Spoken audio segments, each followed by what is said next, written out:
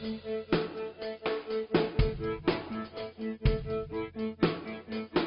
you ever have illusions of being a superhero when you were a kid? Did you ever imagine that you had superpowers and you could rescue people that were being threatened by the evils and injustices of the world? Have you ever been intrigued by the idea that you could actually do something extraordinary and superhuman? I think it was shortly after my mom made me get off the roof of my house wearing my Superman cape that the reality began to kick in for me that I would probably never accomplish superhero status. The point is, you and I will never have supernatural powers that come from an alien planet or a spider bite.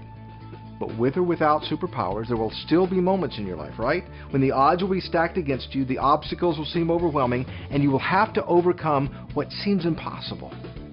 So in those moments, where do you find the power to do what you need to do? Where do you get the courage that you need to face the enemies or evils in life? I mean, isn't there a sense in which you're called to do heroic things every day? One of the most difficult things you will ever learn to overcome in order to do what we're called to do is fear.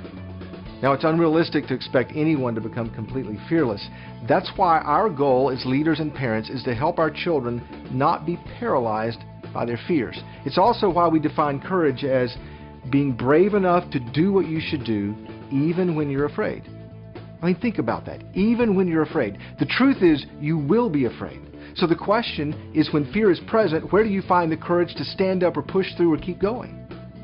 Our goal as parents and leaders is not to raise superheroes, but to raise everyday heroes. We want our children to grow up facing the world with a different kind of courage.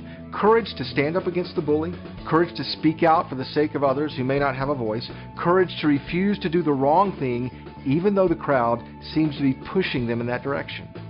We need our children to understand, because they believe and trust in God, that they have a unique source of strength and courage.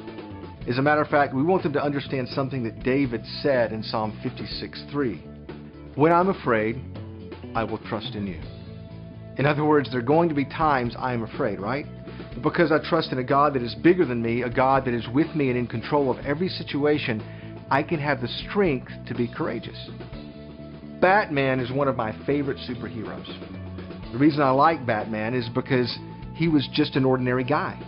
He was different from the rest of the superheroes in the sense that he had no incredible superpowers. He was an ordinary person who decided he was going to fight injustice, and using his own creativity, Batman came up with some pretty incredible ways to be the kind of person he knew he should be.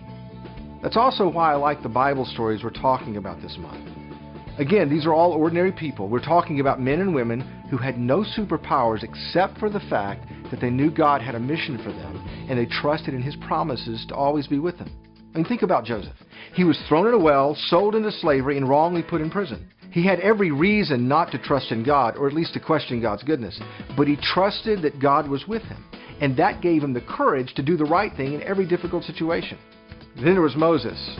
Remember when he was watching the sheep on the side of the mountain? He saw a bush that was on fire, but it wasn't burning up. I mean, that alone might make you a little nervous. But then he heard the voice of God. And God asked him to go up against the most powerful ruler of his time to ask Pharaoh to set the Israelite slaves free.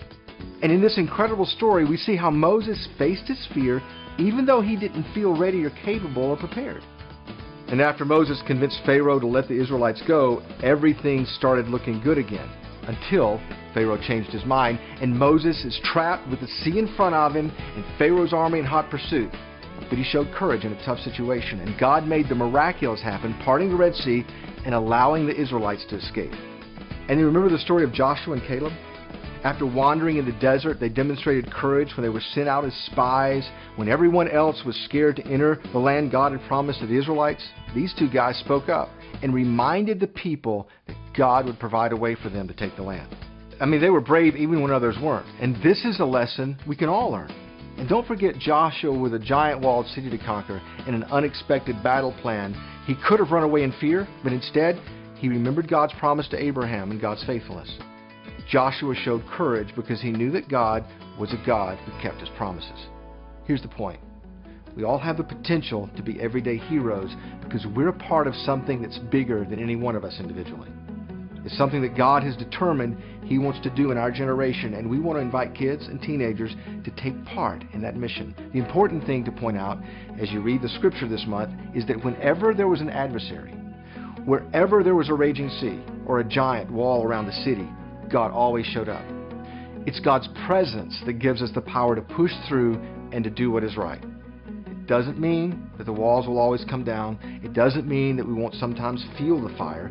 It just means that God will keep His promise to be there with us. And courage is deciding that even when I'm afraid, I can know God is there and I can do the right thing anyway. That's what we want kids to learn when they walk away this month from your homes and your churches.